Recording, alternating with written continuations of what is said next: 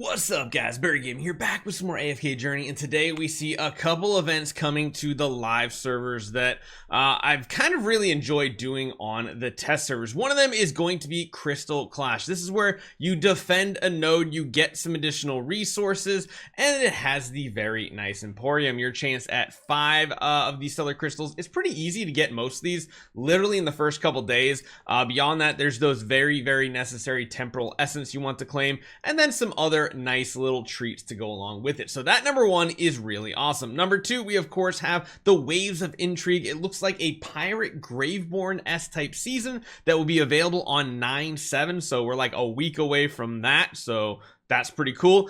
We do have the Labyrinth quest going on right now. I haven't done any of that just yet, but there's one thing that's going to be coming to our servers very quickly if you guys have checked the in-game news. We're going to jump over to the test servers and show you guys all the tips about it. The Ravaged Realm is coming on the 31st, which means it's not tonight, but tomorrow night this is going to be here. You do have to get to AFK stage 450. That's pretty quick to get to be honest. It does last about 3 weeks almost, and it has some really good rewards. I want to jump on over the test servers now so you guys get to see exactly what to expect from that event.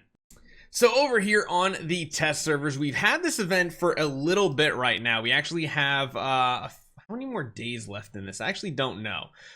We have quad rotation ends in 5 days. Not exactly sure the total results of this, but as you guys can see, every single day another one of these factions unlock, and essentially you're going to have a faction specific challenge against the boss with just those heroes in that faction. Now some of them do allow some celestial and hypogen, so you can see on the day that you have Graveborns you can use Scarlita, Taylene, and Beryl.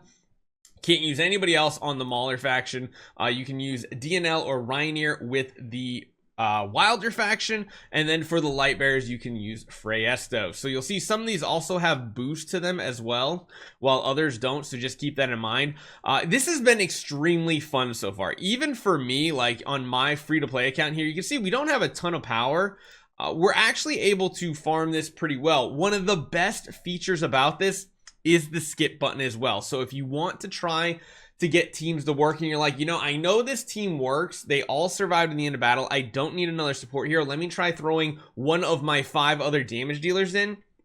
It's got a really cool thing. You can literally just hit the skip button, which I wish existed in so many more game modes. That would be so amazing if it actually did. So you're like, oh, that was actually not a good hit. What I need to do is I need to replace you, and let's see what Atlanta can do. So we throw Atlanta in the mix. We can just skip the battle, and it's really easy to go through the day without spending a ton of time. If you know like the team's gonna live and all that, you're in a decent spot, you're in a good spot, and you can get this going. So you can just jump in, try all these different heroes. One of them might end up being the best suited combat for you, best damage. You can see here we're doing decent damage every time. I don't know how 45% is my cap. And then beyond that, once you do your first 10 of the day, they start costing gold. This is essentially the same as Dream Realm. So think of this as a Dream Realm that has the same boss every day, but the teams that you can use are vastly different.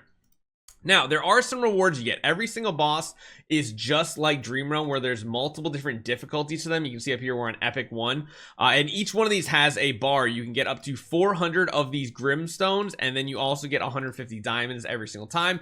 Then, based on your daily rankings, you can get rewards as well. If you don't want to know what this guy is, Valor rewards are for the avatar frames. If you care about that, the more you acquire throughout the event, the better the frame is going to upgrade. And of course, you're getting more Twilight Essence, and you're getting more Grimstone. This Grimstone is going to be used in a store and is very profitable. Beyond that, if we take a look at the store, you can see there's actually really good things here. You can get another 5 stellar crystals that we just talked about. We're going to be getting some from Crystal Clash. You're going to get 25 of the temporal essence. You can get some tidal essence down here as well if you need it. You can just go for A levels if you need that. If you want to pump affinity here to get more diamonds and more summoning invites, then that is something you do too. You can see this is me completely free to play. I think across the course of like 7 days, somewhere in that ballpark.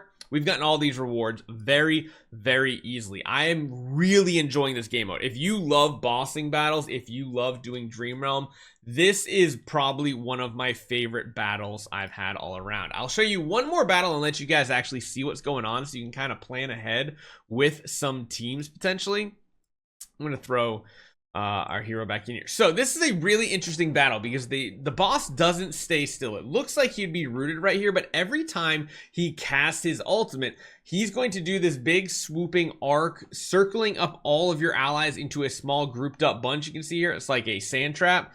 And then he will pop back up. During this time period, you'll notice a lot of missiles were actually missing him. It is hard to hit him. So sometimes, depending on your team composition, you have like ODs, things like that, they're going to miss a lot of their attacks during that. So if it looks like, oh, I'm doing really good on my time, and then all of a sudden he uses the ultimate, and you'll see like the damage was doing good. Now the damage has kind of like stopped. You see all these missiles missing.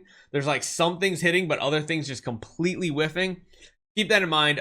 Building a team around that might be important as well. You can see we just have legendary and mythic type heroes overall mostly.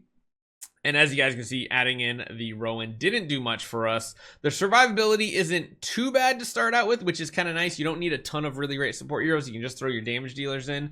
And beyond that, there are formations. So if you want to see what other people are using for teams here, yeah, Valor seems like the go-to. But of course, we do not have Valor on this account whatsoever, so we can't go based on that. Now, finally, you'll be able to see the final ranking rewards are pretty sweet.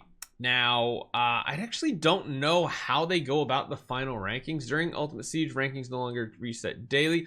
Oh, okay, so in 5 days, this is where the squad rotation ends, and then we get turned into an Ultimate Siege battle, and that's where the overall final server rankings works out. And this looks good because it does sound server-based. We'll have to see if that turns into district-based when it does launch on our servers. But after the Ultimate Siege phase is ending, the final rankings will be calculated. So even if I'm just in like I think my best one I was in was like top 50 or something like that, somewhere in that ballpark. So even if that happens, we can maybe hope to get a decent amount of stellar crystals, because even if you're down lower, even top 200 on your server, that's still 10 stellar crystals and 45 twilight essence. That's really, really good. I mean, if you go way down the bottom, you're literally the worst of the worst player in the history of AFK Journey. You're still getting 5 stellar crystals and 10 twilight essence, and that's on top of what you're already getting in the store here, the Valor store. So really, really good rewards. I like this. Beyond that, there's some really, really awesome outfits coming your way too,